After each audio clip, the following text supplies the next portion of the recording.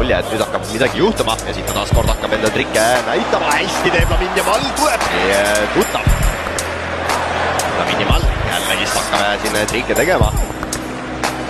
Fermin Lopesele ka siit tagasi Yamalile. Jällegist Sergi Cardonat ette võtma. Paar korda on juba ka ära kohvitanud, saab ka seekord jällegist mööda. Lamine Yamal läheb edasi, ai, esimesest minutist oli see ees juba täna keskväljale. Juba Bernal püsti hakkab Lamine Yamal jällegist äärest tegema, no Sergi Cardona ei saa jällegist talle Cardona vastu. Jääb jällegist Lamine Yamal. Yamal jällegist hakkab siin tegitama, siit kaotab palli ära ja nüüd on Lamine Yamalil hea võimalus Lamine Yamal! Ola otsa.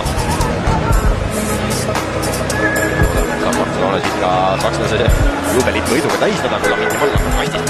Vahetustab Moleirole ka, ja seal jääb Lamine Yamali vastu raskustesse ja näitab Yamal, et siit suurepärane pall muidugi Lamine Yamalile.